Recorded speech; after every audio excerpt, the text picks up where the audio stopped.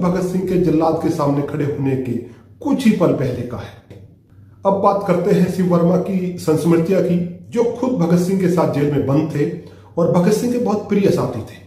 आपने अक्सर सुना होगा कि भगत सिंह अच्छे कपड़े पहनने के शौकीन थे, स्टाइलिश थे। शिव वर्मा अपनी किताब में इस बात को सीधा खारिज करते हैं। वे लिखते हैं 1923-24 के बाद भगत सिंह के हालात इतने खराब हो गए थे कि उनकी पगड़ी की जगह एक छोटा सा अंगोछा ले चुका था। उनकी कमीज की बाहें फट चुकी थी तो उन्होंने अपने पजामे की टांगे काटकर वहां की जगह जोड़ ली और पजामा उसकी जगह एक चादर को लुंगी की तरह पहनना पड़ता था। लेकिन इतनी तंगहाली में भी एक चीज कभी नहीं छूटी, उनके कोट की जेब में हमेशा कोई ना कोई किताब जरूर होती थी। सोचिए, कपड़े फट रहे हैं, खाने के लाले हैं, लेकिन किताब पढ़ना नहीं छूट रहा। यही वह भगत सिंह है जिन्हें दुनिया नहीं जानती। अब एक ऐसा किस्सा जो सुनकर आप हैरान रह जाएंगे।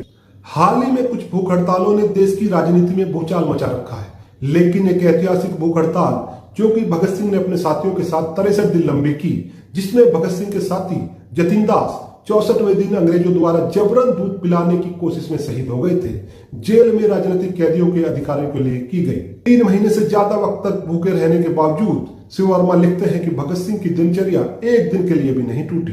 लिखना, पढ़ना, नहाना, अदालत जाना, बयान तैयार करना और हैरानी की बात हंसना और गुनगुनाना। एक इंसान जो मौत के करीब पहुंच रहा है फिर भी हंस रहा है, गुनगुना रहा है। जेल में किताबों पर बहस की महफिलें जमती थी। मार्क्सवाद, सोवियत संघ, चीन जापान का तनाव, कांग्रेस की राजनीति, हर विषय पर चर्चा होती।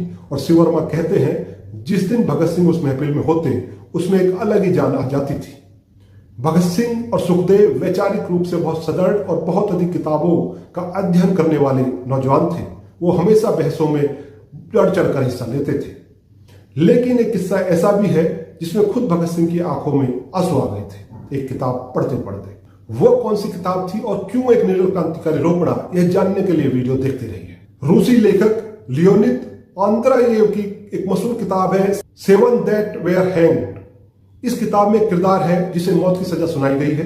वो बार बार गिड़गिड़ाता है, मुझे फांसी नहीं लगनी चाहिए, मुझे फांसी नहीं लगनी चाहिए। भगत सिंह ने यह किताब का यह हिस्सा अदालत में अपने साथियों को पढ़कर सुनाया। और शिव वर्मा लिखते हैं जब भगत सिंह इस प्रसंग पर पहुंचे तो उनकी अपनी आंखों में आंसू आ गए। सोचिए, जो शख्स खुद मौत को हंसकर गले लगाने की तैयारी कर रहा था, वो एक काल्पनिक किरदार की मौत पर भावुक हो उठा। यही वो इंसानियत है जो इतिहास की किताबों में अक्सर छूट जाती है कि भगत सिंह कोई बम पिस्तौल वाले व्यक्ति नहीं थे। वह एक सच्चे इंसानियत वाले व्यक्ति थे, एक परिपक्व इंसान थे जो दूसरों के दुख से दुखी होता था और दूसरे की खुशियों से खुश होता था।